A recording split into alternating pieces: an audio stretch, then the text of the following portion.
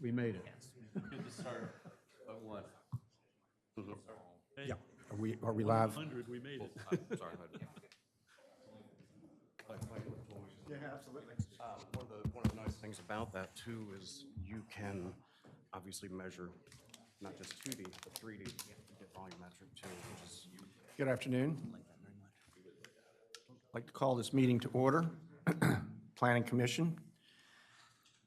Our secretary is not here today, so I'll go ahead and just call the roll of the 5 members who are here. Mr. Kaufman? Here. Mr. Covington? Here. Mr. Ellison? Here. Mr. Strange? Here. And the chair is here, so we have a quorum of 5. The 3 that are absent are Rachel Macha, who is traveling, Nan Hunter, the same, Julie Davis, and John Dewey. So here we are. And to start the agenda today, I'd like to call the meeting to order at 2:02 p.m. We have an agenda today that the 4 items, the 3rd and 4th, will not be discussed and heard today.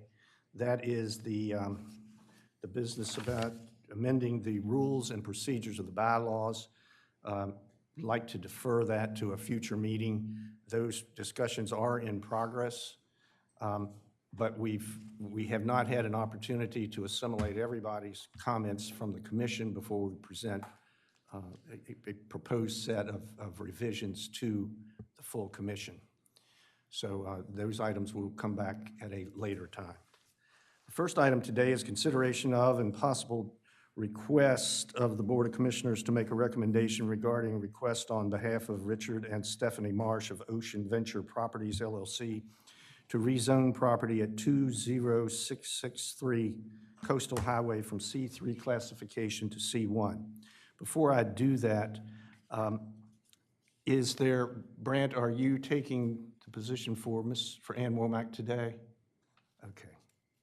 All right, then we will proceed just as I announced. And who is here for the applicant today? Excuse me, Mr. Chair, do we have minutes to approve? No. No, do not. The applicant, please.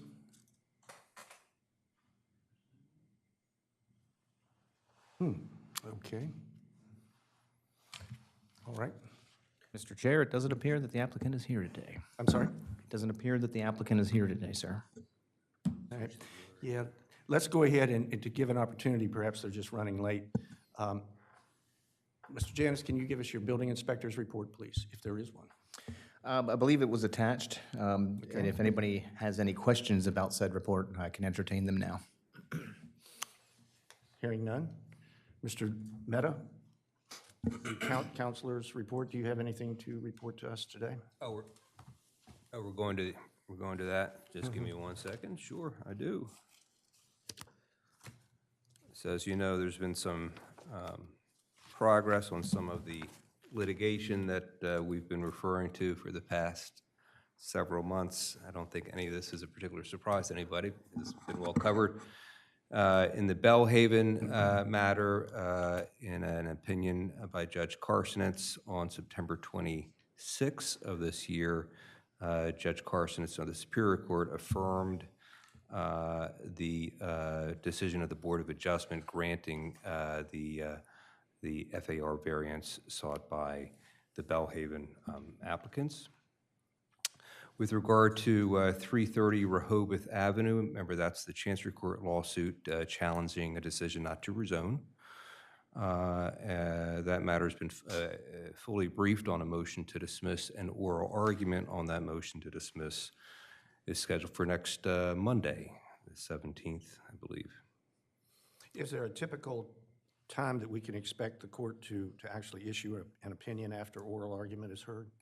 Well, typically after it's fully presented, it's 90 days is sort of the general period, and there's going to be oral argument. So the court's pretty good at turning these decisions around. And then finally, of course, I'm sure everybody's aware that in the Beach Walk matter on September 30th, the Delaware Supreme Court affirmed the decision of the Court of Chancery with regard to decisions regarding compliance with the city's major subdivision regulations. So those are the updates on the three major pieces of litigation that we've been talking about. All right, then we'll go to the second item on today's agenda. Mr. Dukes, you're up. Preliminary review of partitioning application 0922-01 for property located in the R1 zoning district on lot numbers 7, 9, and 11 of Cookman Street into two lots. Lot number 7 in the easterly portion of lot 9 becoming one lot of 6,285 square feet, and westerly portion of lot 9 and lot number 11 becoming one lot of 6,277 square feet. The petitioning has been requested by Mr. Dukes of the law firm Tunnel Resort on behalf of Michael Remy and Andres Tremors and Palmer Investments LLC as owners. Mr. Dukes?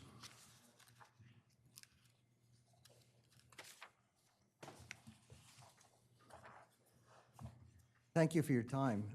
I know that it's making a lot of money sitting here today, so God bless you all.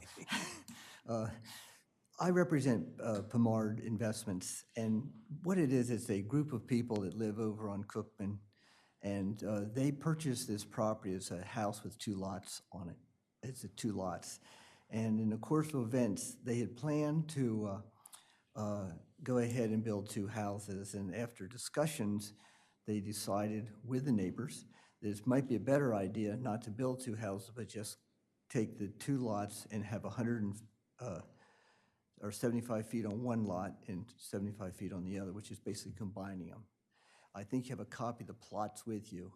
Now, one of the interesting things is that they made this decision because there's a lot of nice trees and things in the neighborhood, and they didn't want to cut the trees down.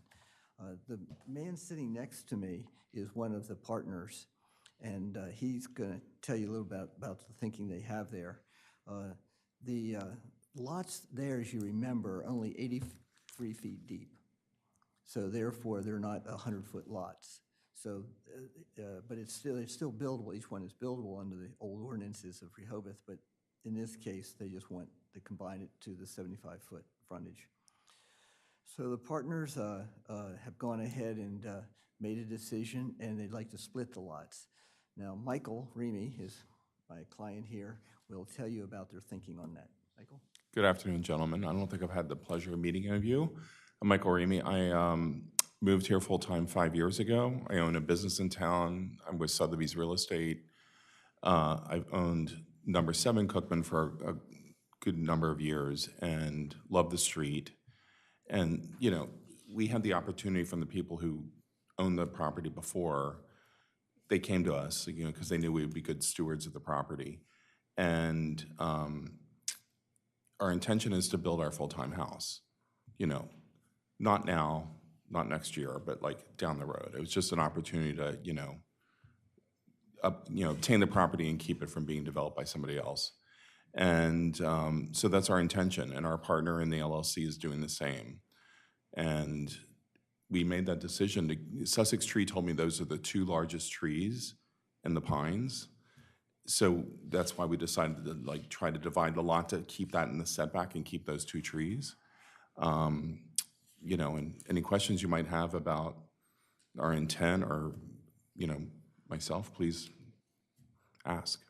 So the resulting lots, once subdivided, would be in excess of 5,000 square feet each? Correct. Okay. And Mr. Dukes, do you consider this to be a minor subdivision or a partitioning under the city code? I told you there'd be a quiz. Statute, I have no idea. It is. I told you there'd be a quiz. Yeah, it is.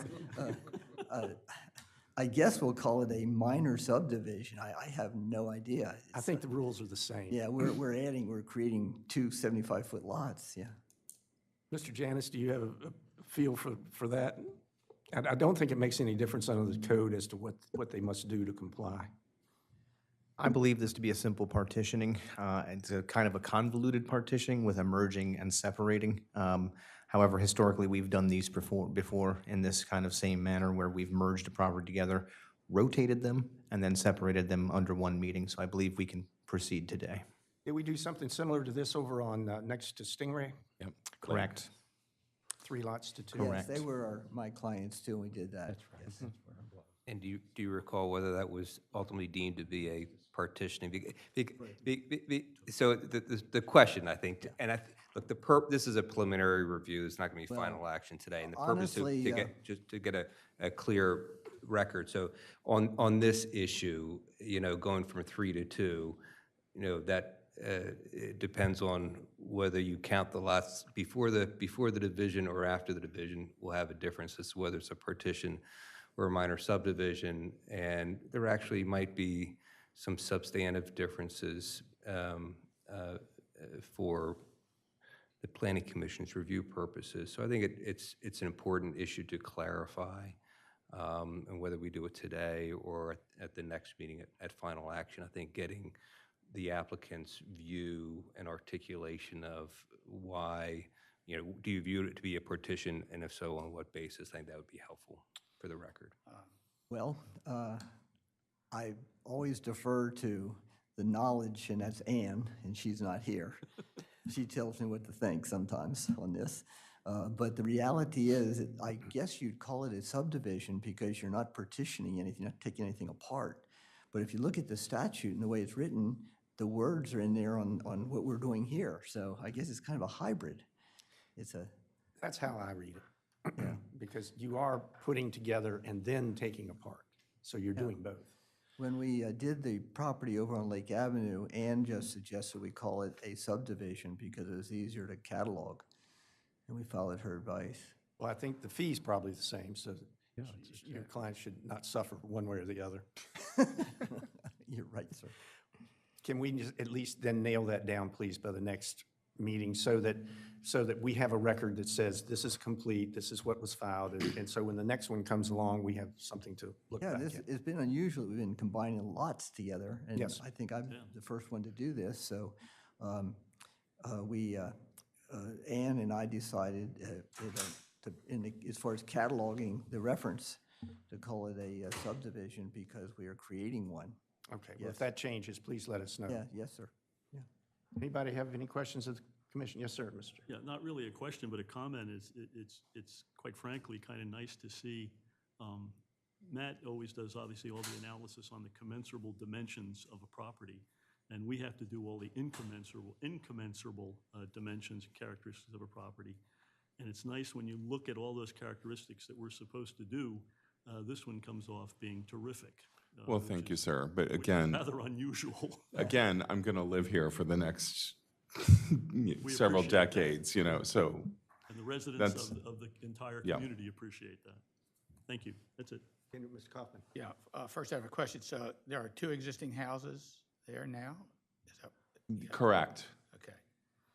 My comment is, since you are combining and then making 2 lots, it pretty much sounds like a subdivision to me, based upon, I'm a real estate and land use lawyer, so it pretty much sounds like it's a subdivision and not a partition.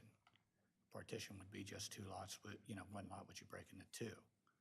So I think the fact that it's a combination and then a split into 2, a combination of 3 and then a split into 2, sounds very much like a subdivision. Well, Mr. Dukes, you are familiar with the concept that if you have 2 lawyers, you have 3 opinions. That's quite normal. Okay. I think that's in the ethics code somewhere. Any other members of the commission? All right, thank you very much. Look forward to seeing you again. Okay, and this would be the November meeting? Yes, and we've got some scheduling issues about that. That may not fall on our usual Friday because of a holiday. Yes, sir. So we will publish that. It looks like it's going to be the 14th of November, a Monday, but that has not yet been finally determined. Okay. Gentlemen, thank you for your time. Yes. Thank you. Thank you. Thank you. And Matt, thank you. Yes, sir, thank you.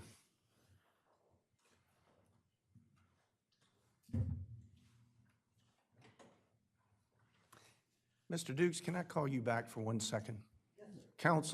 Learned counsel has advised me to ask you a question. Is your application, does it comply with the city code in terms, is it a complete application? Sketch plat, what the sketch plat shows, et Yes, it cetera? does. It I think meets all that's the under section criteria. 236.8. It does. Yes, I'm sorry. I should have brought that forward. Yes. Okay. And the other owners are right here, if you have any questions of them. They're on the other, the other property. Okay. Hi, Hey, Melissa Nasser. I live at 29 Kent Street. okay, you're in concurrence, you're in favor of what's being proposed here today with the, okay, So yes. good, I'm Andres Ramos. I'm Michael's partner. yes. Welcome. Thank you. And, Thank you very much. Gentleman in favor of it, right, here, wants to speak? Okay, well, thank you for your time, folks. Yes. Is there anyone here to speak to this, this application? Anyone, any member of the public that wants to speak to it? Okay, thank you. We're on to the next matter.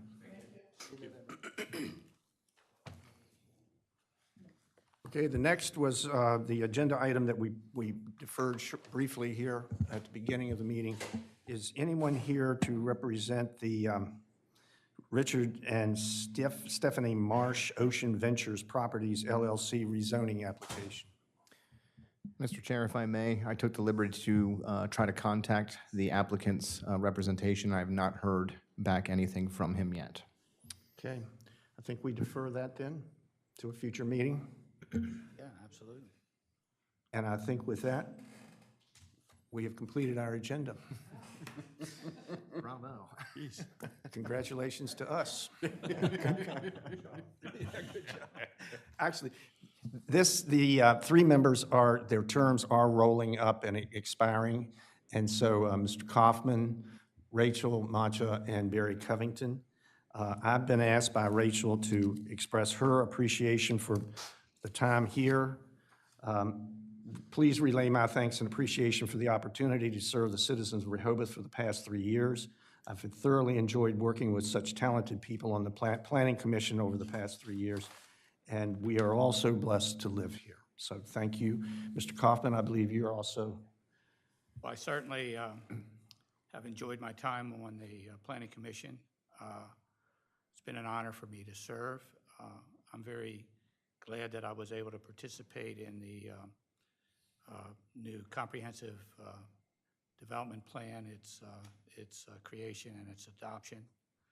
And I wanted to thank the staff particularly, and Max and our building inspector and all these others on the staff who have helped me and all of us over the COVID period when we had to do virtual meetings. It's really been an honor to serve, and I wish the next group the best of luck. You have a big agenda ahead of you, and that's really all I wanted to say. Covington? I certainly will echo those comments, both by Rachel and Steve. It's been an honor to serve my community on the planning board, particularly working in the CDP. That required a lot of hours and hard work, and I think we had a great product. We had a lot of challenges, too, over the last 3 years with a lot of discussion and some mixed votes. And I think that we're kind of split, at least the old group is kind of split in where we think this city should go. But anyway, we had some great discussion, great exchanges, and it's been a real honor to serve, so thank you. Thank you, you and Mr. Kaufman. It was a pleasure working with you. Anything further? Yes, sir. Back at the rezoning issue, because the people that filed, I'm just wondering, it's just not going to be heard because there's homeowners here on the other side of the fence.